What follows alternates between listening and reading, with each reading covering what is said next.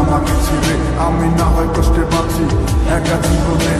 মেঘি রাঙা হাত তোমার গে সাজানো বাড়ি, বর আসবে তোমার নিতে ফুল সাজানো গাড়ি।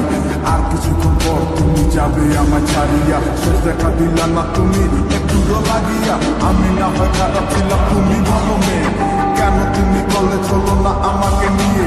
পরিস্থিতি শিকার তুমি সবই আমি বুঝি, সব বুঝিয়া পাগল হইয়া তোমায় আমি বুঝি। সুখে থাকো স্বামীর ঘরে করি প্রার্থনা,